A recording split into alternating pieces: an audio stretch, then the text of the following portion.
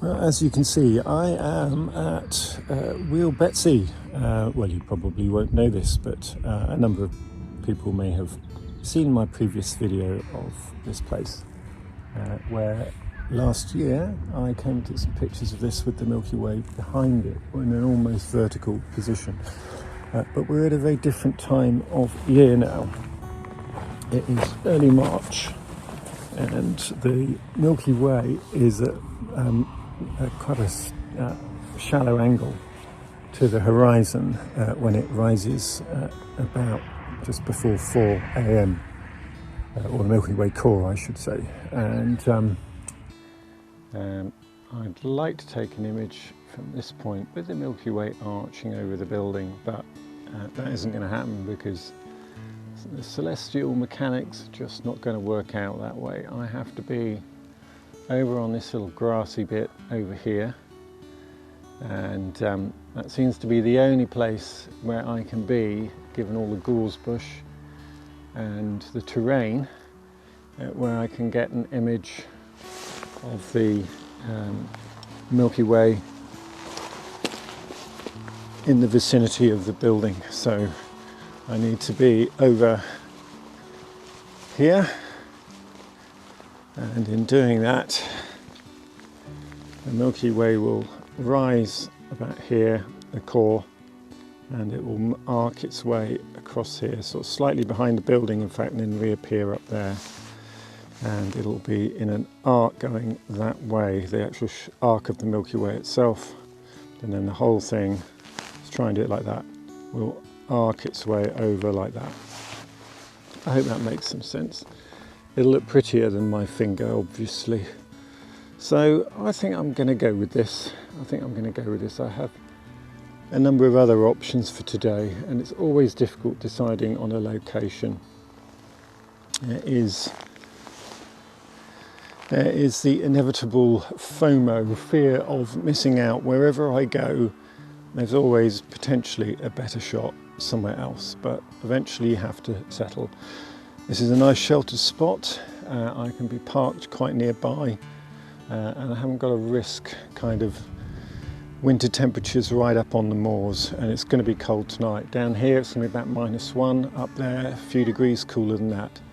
So it's going to be very cold. So I think this is probably the right place to be for tonight. Well, good evening everybody.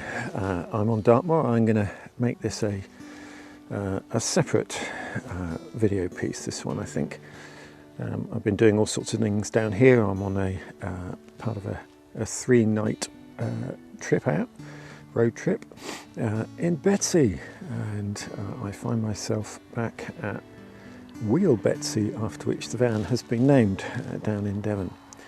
It is a properly cold night, but the stars have absolutely come out to play. It's a really clear night.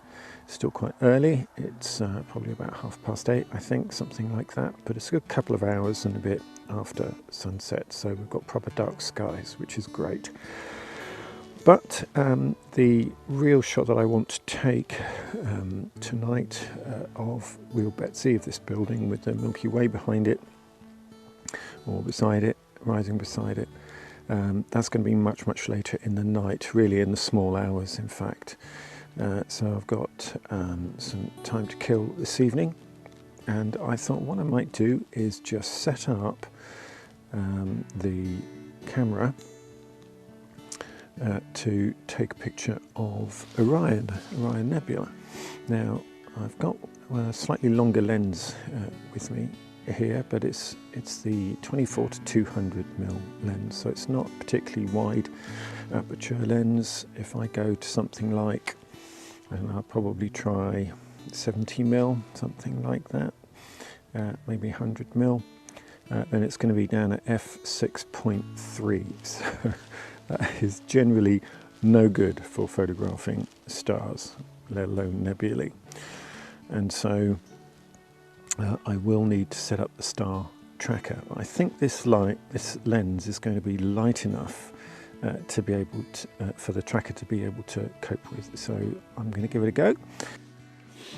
Okay, so this is the setup that I have settled on, and so I've actually taken the Z mount off and just attached the ball head directly to the tracker here, because that means there's a lot less play in the whole system then, and I don't actually need the Z mount because I can get the camera oriented towards Orion here without having to make use of that. And so a relatively simple setup in the end. We've got a leveling base with the wedge attached to it. We then have the tracker attached to the wedge, and the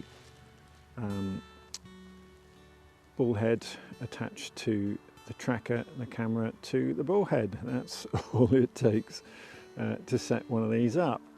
Now, I have gradually been zoning in on Orion, and I've managed to get to a 135 mm focal length with 1 minute exposures, and getting a reasonable result there, in terms of sharpness. And so I'm not going to mess around with the polar scope, because I think I'm actually going to be all right with this. So I am reaching the limitations of the lens though. There's a tiny little bit of coma with it, so not fully circular shaped stars. There's a slight tail on them, particularly the brighter ones. But nevertheless, I think this is as far as I'm going to push it, and so I'm going to set this up to take about an hour's worth of data now. And so it's going to take a shot, I think probably every 70 seconds should do it, and we'll take, actually maybe we'll go a bit longer than an hour. If I get it to take 100 shots, we'll probably lose about half of them, I would think, at least. And so that will give us about 50 shots to work with. Just finally, I omitted to mention a couple of other things.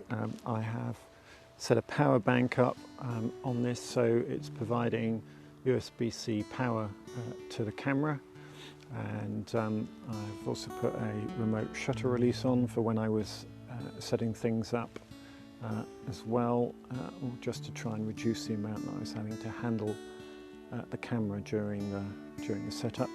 And then finally, the other thing that I've put on, you'll notice here, is a lens warmer, in the hope that, given how cold it is, when the dew sets and mist sets in, hopefully I'm not going to end up with a misted up lens with condensation on it.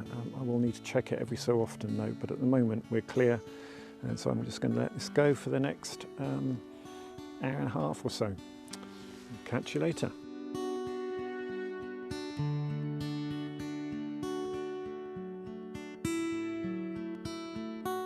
Well, it's about 5 o'clock in the morning, and I think the moon will be up in about 15 minutes. I appreciate that right now I probably look completely ridiculous, but it's really, really cold, and so all of this gear has been a bit necessary. I thought I'd just quickly show you what I've been up to. So this is camera 1, and this one has been set up without the tracker. So this one has just been doing things like my stacked shots, for example, and it's all done now, so I'm not going to interrupt it. I've had a lot of trouble with this filter, particularly misting up. This is the Nikkor natural night filter. It's actually done a good job, but I've had to really keep an eye on it and make sure that it stays properly mist free. This is the Laowa 15mm lens, and to assist with this, well, I've done a number of different types of shot. So I've done a stacked shot of 16 shots with low-level lighting, and in terms of settings, well, I've had to experiment quite a lot, but So I've done some very long exposures. I've done some like 4-minute exposures with relatively low ISOs in order to try and get a nice clean foreground. And then I've also done some much faster, not much faster, 25-second stacked shots. I did 16 stacked shots but with a lower ISO, and we're getting a nice clean Milky Way actually. The biggest disappointment is that on the horizon over there, and you just see a red dot in the middle of the screen at the moment, is a huge great antenna, and I just hadn't realized when I set up for this shot, when I composed it earlier in the day and decided to shoot here, that this ridiculous antenna was going to be there.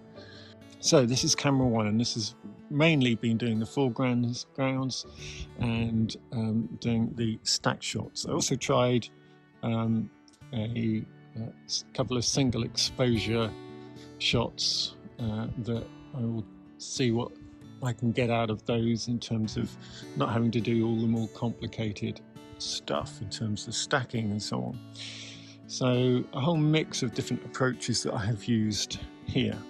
Now, over the other side, about 30 meters away or so, in this direction. So this camera is set up on a tracker, and this is the one that I have been using to get my Milky Way background shots with a much lower ISO and much longer exposures. And right now I'm in the middle of doing a 3x3 panorama, and hopefully at the end of all of this I'll have one or two nice shots to show you.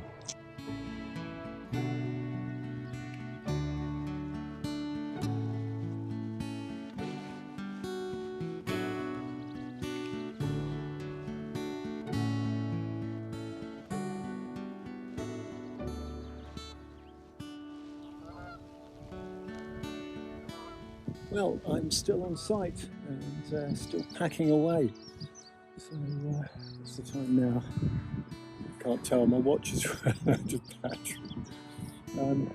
Anyway, pretty much dawn, and we've had moonrise. A couple of quick shots of that. Not expecting anything great from that, but it looked quite nice at the time, so we shall see. So I'm minded of something that I think it was Henry Turner said, who was, I think, also quoting someone else, asking the question of whether or not you are comfortable enough or uncomfortable enough. And so I'll just get this in the background. This makes a nicer backdrop, I think. And well, I think last night I have got some quite nice shots. And it has taken a lot of being uncomfortable in order to do that. So I don't know what the temperature was, but I haven't so much wiped off the condensation off my tent this morning as just wiped off the ice from it and the frost. Or condensation that had formed within the tent turned to ice once I started photographing. And then everything on the top of it was basically either frost or ice. Let's make it a little bit easier to get it dry though. As you can see, lots of frost on the ground this morning, so it's definitely a cold night. I'm going to finish packing up and get on the road after I've had probably about half an hour to an hour's nap. So I do need a little bit of sleep before I drive. It's been a good night. I'm confident that I've got some shots that are going to be usable. Not a lot of different compositions, just a couple, but that wasn't the point of tonight. I just wanted a really good quality shot of the Milky Way behind this beautiful old building, and hopefully that's what I've managed to achieve. Thank you very much for watching, and do like, subscribe, and all of those good things that help the channel out. And I'll look forward to seeing you again next time. Bye for now.